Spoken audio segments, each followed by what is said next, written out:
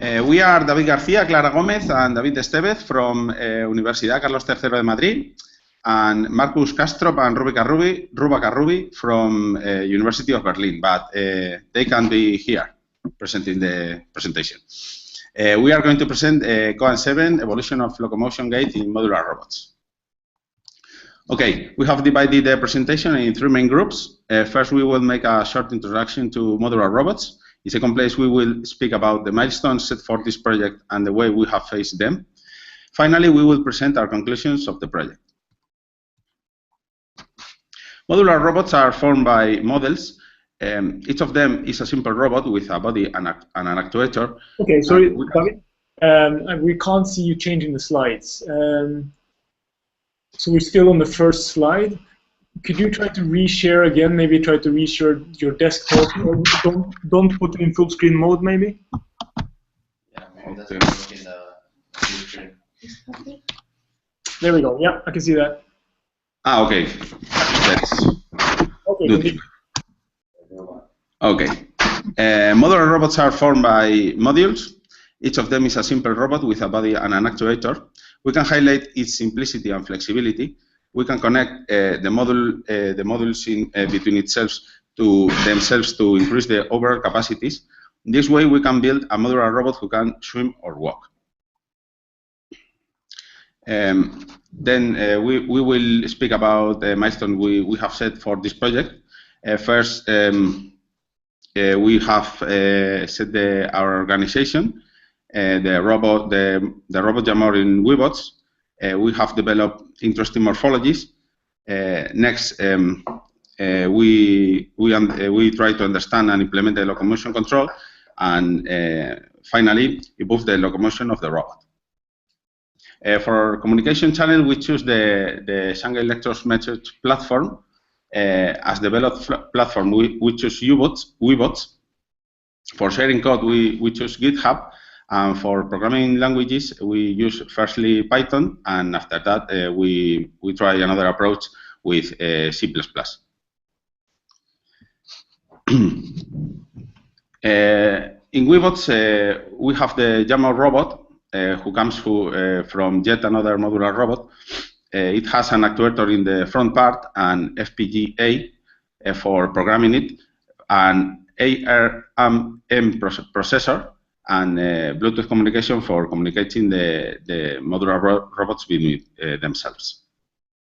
For interesting morphologies, first, we have connected all the modules in row, forming a snake to move in one direction. After that, we choose to the robot. We connect the modules for the robot can move in 2 dimensions, and we form a tripod and a quadrupod. The next part is going to be presented by Clara. Hello. So now we are going to talk about the locomotion, and here we have 2 milestones, which are locomotion control and evolution of the locomotion gate. Related to locomotion control, we have designed 2 entities, which are the controller and the supervisor. Related to the controller, well, it is in charge of the movement of each module. So there's 1 controller for each module, and it sets the position where the module has to move. And then the supervisor is in charge of the movement of the whole robot. So it coordinates the different controllers and compute the distance traveled. The communication between the different devices we have designed is with text files, because the controllers are isolated modules. Okay, then about the evolution of locomotion gate, we have used a library in C++, which is called EFC, and well, the main function that it takes is it has a genetic algorithm that generates a population. Then it tests all the candidates and with the distance traveled as a fitness value, It crows the candidates to produce new population, and after testing the new population, it maintains the best candidates, and it iterates until it has a stable value and the best distance traveled. Here we have the main diagram of the communication between the different modules. So we have, like at the beginning, 8 locomotion controllers, 1 for each module. In the middle we have the library, and we can see there the communication is with text files. The library sets the amplitude, the offset, and the phase and the frequency for each module, and send it with a text file to the controllers. And then the supervisor, which sets the fitness function, that, well, it's the distance travel, and sends it to the library. In relation with the locomotion controller, the main flow is, first we initiate the robot. Then we read the text file that the library has written, and we get the amplitude, the offset, the phase, and the frequency. Then we update the joint until with that time we have set at the beginning, and then we restart the robot. In the update joint part, we establish the equation that sets the new position for that module, and you can see it in the slide, the equation. Okay, and now my colleague David will present the rest and the supervisor. Hi everybody. So the next part is this locomotion supervisor.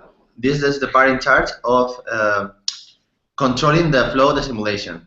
So what this does is controlling the other robots and modules and everything. So first of all, we initialize the supervisor. We get the initial position of the robot, and then we increment the time count of the simulation in order for the controller to be able to actually change the position of the joint.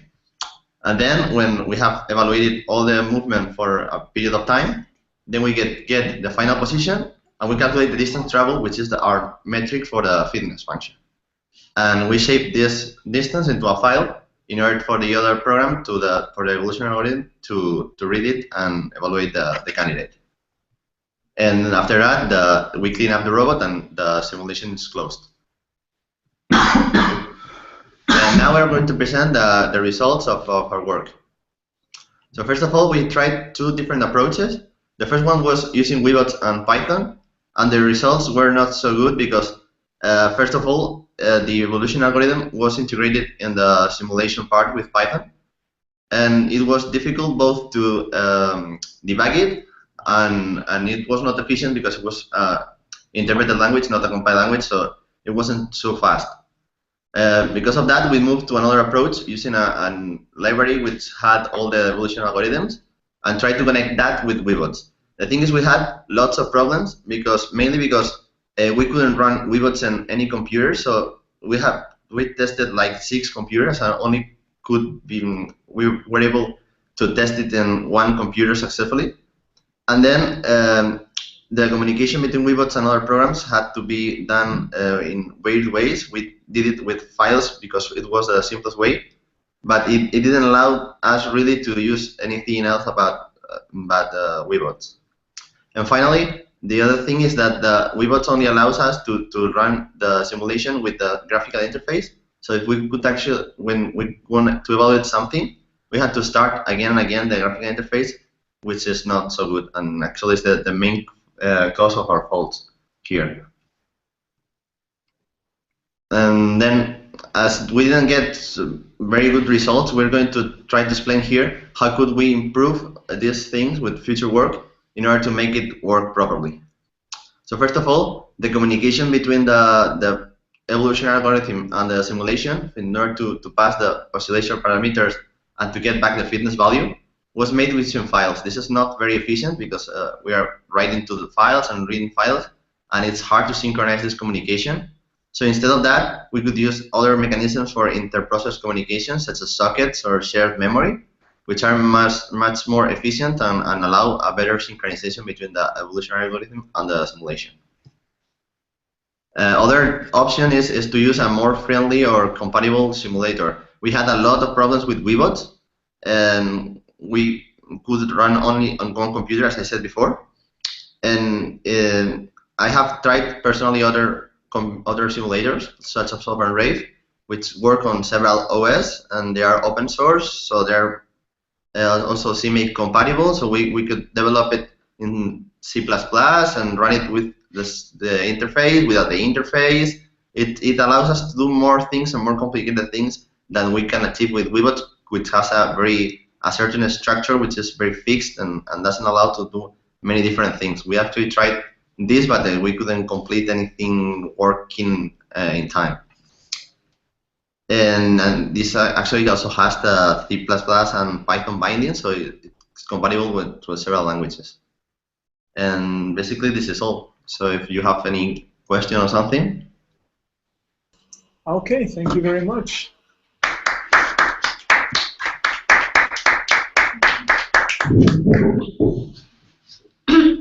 Thanks for a very nice presentation, guys.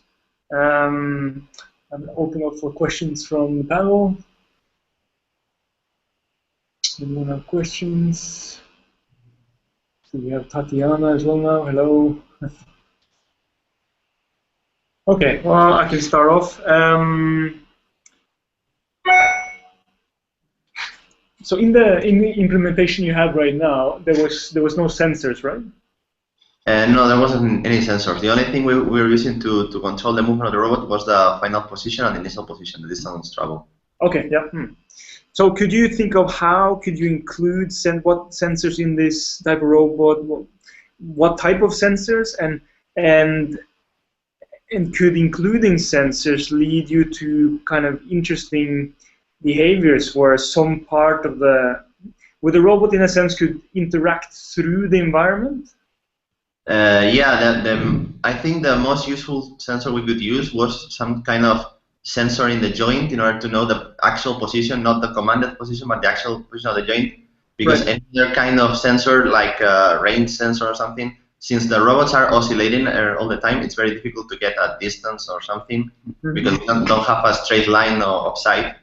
And I think it's more useful to have a force sensor, a contact sensor, of some sort of sensor in the joint, in order to know if the robot is going through any obstacles or something. Mm-hmm. Okay. You still there? Yeah. Yes. Yeah. Okay. Yeah. Fine. And then I had a second question. That was so I guess the three of you were all well, you are all there in Spain, but if you were to, let's say for next year's Shanghai lectures, if you were to recommend any tools that could help you to work better as an international team, is there anything in particular you could think of? For example, I'm thinking, would it help if you had like each group had a wiki on the web page where you can collaborate? Or is there any other tools you could think of that could help you?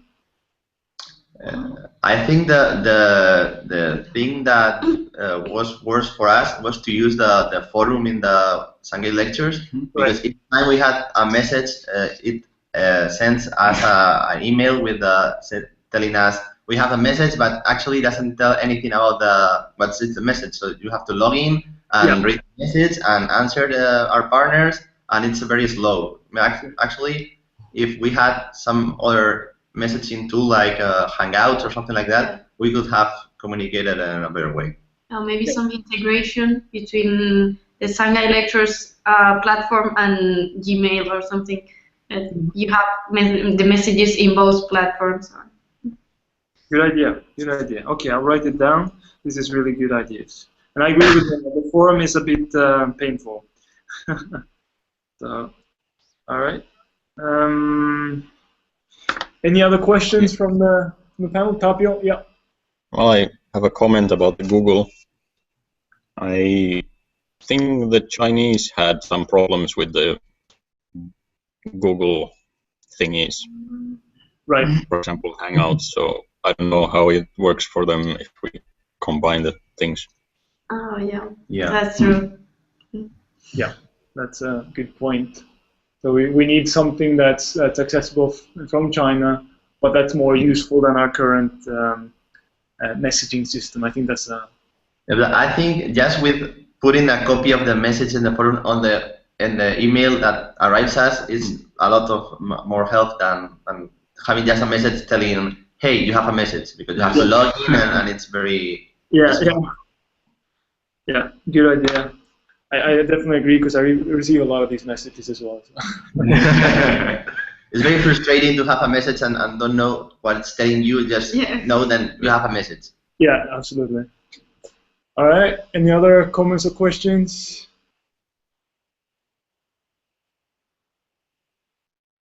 Good. Fabio, sorry. So it seems also that you suggested to use also OpenRave as a simulator tool. Yeah. The thing is, we tried like 6 or 7 PCs, and we could only run Weebots on 2 of them because of the versions, because of the graphic card, and many other things. And actually, we didn't finish our work because when running the Weebots from another program, it needs to start a graphical interface. And in the PC we were using with Weebots, it didn't allow us to do that. We launched an error telling we couldn't grab the display or something like that, which was impossible to fix. So I think using other simulators it could improve it. Yeah. No, you may signal to the cyberbotics to support these problems because maybe you were just unlucky. Maybe. Maybe, I don't know. Okay, thank you again. Thank you. Thank you.